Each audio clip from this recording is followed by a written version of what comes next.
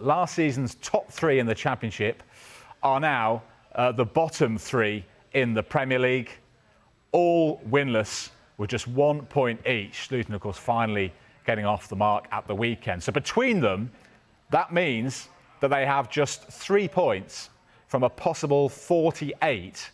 They've lost 13 of 16, conceding 41 and scoring just the 12. The elation of promotion at the end of last season, I think it's fair to say, is long gone. Ryan, you're up there with Preston towards the top of the Championship at the moment. These three sides last season racked up 272 points between them. Does this demonstrate that the gap between the Championship and the Premier League is maybe bigger than it's ever been? Yeah, it's massive. We were talking about it upstairs before, weren't we, how big it is. I think the teams that are there deserve to be there because they were the best in our league last season. Staying there is probably the hardest part. Can they find the formula to do that? It's looking a little bit dour at the moment, but I think with the three very good managers, I know Paul's getting for a bit of stick now, but he's a fantastic manager. There's no reason to change. He's got them where they are. Vincent Kompany's another one. And obviously Rob. I think the three of them have been outstanding servants for the club so far. And look, it'd be nothing better for me and Gaz to see them type of managers sustain in the Premier League. But I think the gulf in it and the players they're coming up against, it's massive, Jules, it's massive. But listen, as fellow managers, we're all rooting for them managers to stay there and consolidate like the Bournemouths have over the years. Burnley were up and down over the years, but I think the teams that can get up there and stay there is a big benefit for the Championship and for Championship managers. Yeah, and absolutely, it can be done, but statistically, this is the second worst start ever by three promoted sides in the Premier League era. The worst was back in 2004, that famous year where Norwich and Palace both went down, but you might recall the great escape of West Brom pulling it off on the final day to stay up in the Premier League. Gareth, I know, we're still only a few games in. We should caveat it with that. They're still settling in. But when does it go from a slow start, still finding your feet, to maybe a bit of panic starting to set in? Yeah, the more the games go, I think me and Tim were talking earlier about this, and unless you shove loads and loads of cash at it to guarantee yourself staying up, and even then that doesn't happen. But why would chairman do that? Why would they do that? I think people are quite happy doing the parachute thing. Down up. Bolton did it for years.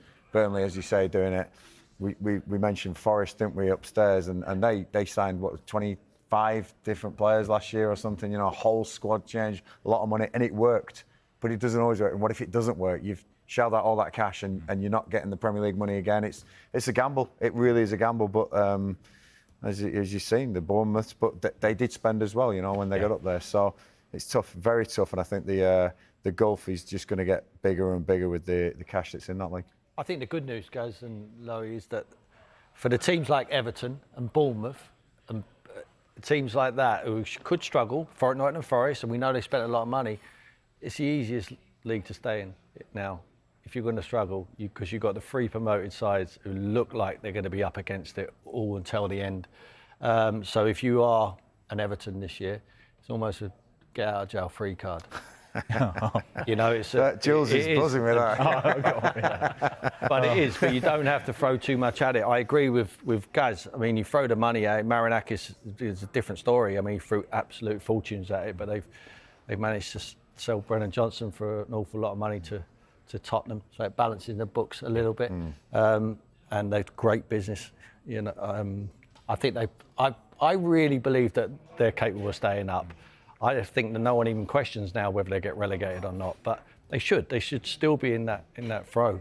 But like I say, with the teams who are struggling down there at the moment, I'm not sure if you can change the manager all you want. It's the players, it's the group of players and the amount of quality in numbers what you have. And they're all struggling to score goals. And you struggle to score goals, obviously you can't win football. It's great to see, by the way. Luton, they've got players who played in League Two against. When I was at Wickham, still got players in the team that were. So what a fairy tale story. Back to the issue of the three promoted teams in the Premier League, and we're talking about the money, Clinton, and giving it a good go financially. I mean, of the three, you look at the sort of money they've spent.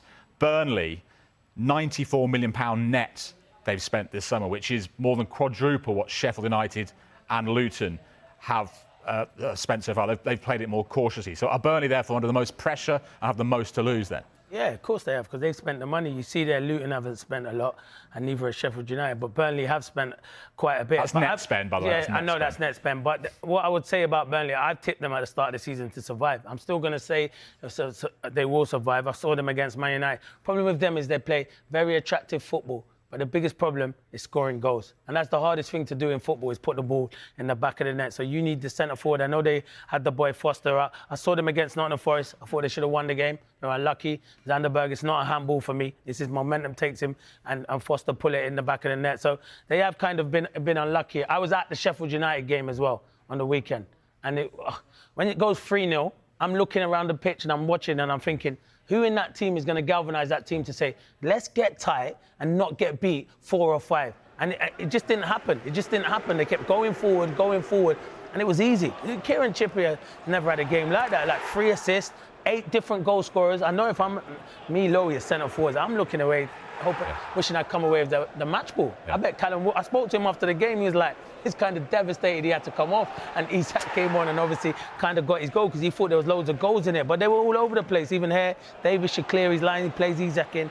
Great finish, to be fair. He sits the defender down. It's a brilliant finish, but that's going to be... I don't know as a manager, but I asked Tim and Gareth and Lowe, if you lose and get, or the game's going like that, 3 or 4 on the touchline... Well, hang on, before we do that, as a player, how does it feel when you get a heavy beating, like, I don't know, 7-1 against Huddersfield in 1999? How does that feel? Yeah, it's not good, and it was ages ago, but I scored the goal, so I done my job. So at the end of the day, I scored the goal. Right, Jack. So I'm only joking. I've done my job. No, it can do. It can hurt. Of course it can hurt. That's a big defeat that we got, and I do remember it. It does stick, and you're only waiting until the next game and think, can I put it right? And definitely, you don't want to be, because they always say you're only as good as your last game. Obviously, losing that amount, we had to bounce back. We know we didn't turn up as a group of players, but I'm looking at it, and there it's different. This is the Premier League. It's different. You're 3-0 down, and that was years ago. How are you going to galvanise and get your squad together? And I didn't see it on the pitch. I just didn't see it. How does he do it, Ryan? Paul Heckingbottom this week. How does he start picking up the pieces? Well, I'm sure he will. He's a good coach. He's a fantastic coach, and he's a good man manager. And he will break it down into pieces, and he might change a little bit. I think when you're in the lads who are in the Premier League, like Rob, you know, they will have to change a way and find a way, and Vincent Kompany's the same, because they all play good, exciting football. If you look the way Burnley played last season, they were fantastic in everything they did.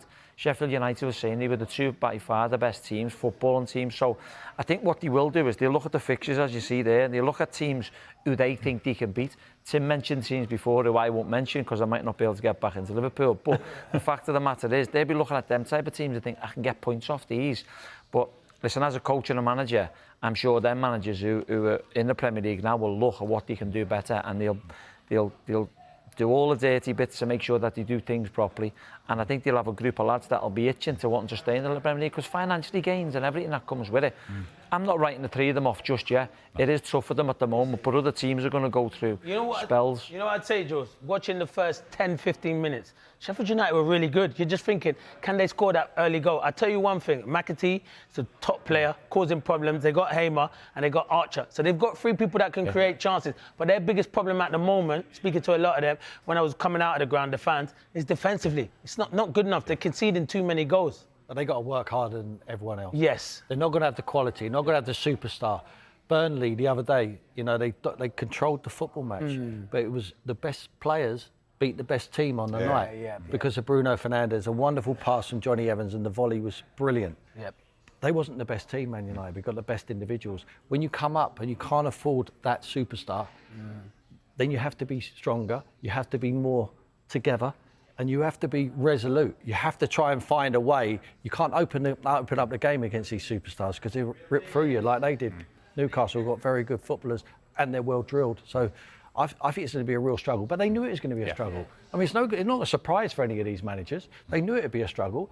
And success is staying in the division. Yeah. And I say, you keep changing managers. It doesn't help. It doesn't help. He ain't got a magic wand. He ain't going to give it you. If you change the players, you would do it, but you can't possibly do that. So you have to change the man at the top, unfortunately, and the buck stops with the manager. Yeah, but where did you get that stat from anyway? In 1998, us losing to Huddersfield, I can't believe that. I put that out of my mind. Huh? 99, he said. I don't care when it was. I put it out of my mind. Rattled. What happened in the next game? I think we won the next game. You think? I hope so. We're going to check it. Yeah. For a man who doesn't care, he seems to be quite a bit bothered by it, doesn't he? And actually, that Sheffield United performance, after the Spurs and Everton performances, there was no sign of that coming particularly. I mean, we've spoken about Burnley, who had chances against Manchester United. Luton as well, Clinton, I'll come back to you. Got their first point against Wolves at the weekend. At home, though, against a side that was playing with 10 for over half of the game. Was that a missed opportunity with the chances they had? Yeah, it was. Tim actually was watching the game. He watched the game on the weekend. I was speaking to him, and obviously Wolves took the lead, even though they went to 10 men. Neto scored a superb goal. But you have to credit Lou. The penalty, I don't think it's a penalty. We had a big debate here. I don't know much what he can do, the Wolves player, when it hits his finger. I know his arm's out and it goes there, but credit to Carlton Morris. He tucks it away. And then I think Luton could have gone on and won it. And that's when I thought they were going to be the first team to get 3 points, because it's going to be hard. The thing with these teams, if you want to stay in the Premier League, your home form is going to be so important. Kenilworth Road, the fans play a big part in that, and they got behind them on the weekend. I know Edwards said his team played well when it was 11v11. I didn't watch the game because I was concentrating on my game, but obviously I saw the highlights of it, and they did do quite well, and it could have gone either way when it went 1-1. So, as I say, credit to Lou. It's going to be difficult for all them teams, but you don't want them to be cut adrift by Christmas, because Premier League becomes boring. You want them to stay in it. So I hope 3 teams do well and they can fight it right till the end of the season.